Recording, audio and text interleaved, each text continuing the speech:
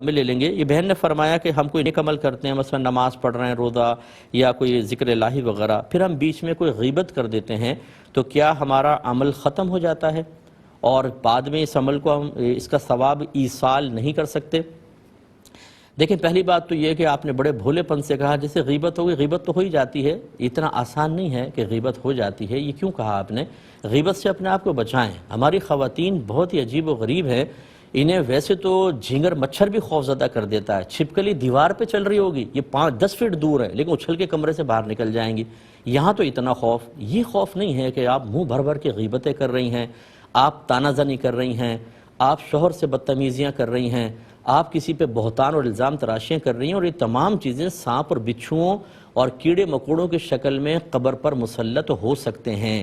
آپ کو قبر میں رکھ کے لوگ چلے جائیں گے اور ہزارہ چیزیں آپ کو چپٹ جائیں، وہاں کہاں بھاگیں گی مجھے یہ بتائیں؟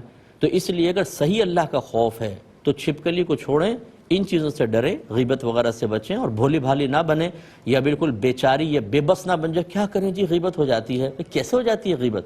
ایک خاتون دوسری خاتون سے کوئی کر رہی تھی تو کسی نے منع کیا تو انہوں نے کہا کہ پھر ہم کریں کیا آپس میں، ایک دوسرے کا منہ دیکھیں؟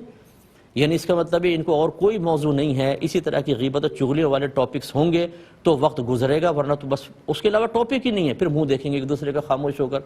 یہ کیا بات ہوئی؟ تو بہرحال اس کا میں جواب مزید دیتا ہوں، یہ لیکن ایک مختصر سے بریک کے بعد۔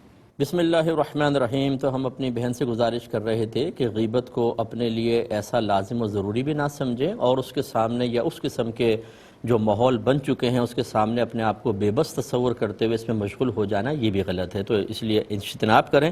لیکن بہرحال یہ ضرور ہے کہ اگر کوئی غیبت یا چغلی کرتا ہے تو ہماری نیکیاں نکل کر اس شخص کے نام اعمال میں چلی جاتی ہیں، لیکن کس عمل کی نیکیاں گئی ہیں یہ کنفرم نہیں ہوتا۔ اگر آپ نے نماز پڑھی ہے تو ہو سکتا ہے اس کی نہ جائیں، پہلے کوئی آپ نے عمل کیا اس کی چلے جائیں۔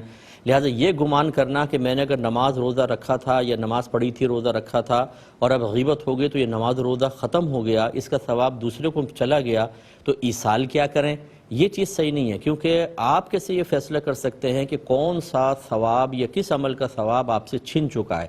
لہٰذا اگر فرض کریں غیبت چغلی ہو جائے، اللہ تبارک و تعالیٰ کی بارگاہ میں پکی توبہ کریں، آئندہ اس سے اجتناب کریں، اور جس عمل کے بعد ایسا ہوا ہے وہ عمل آپ اس کا ثواب بالکل ایصال کر سکتے ہیں، کیونکہ کنفرم نہیں ہے کہ ضائع ہوا۔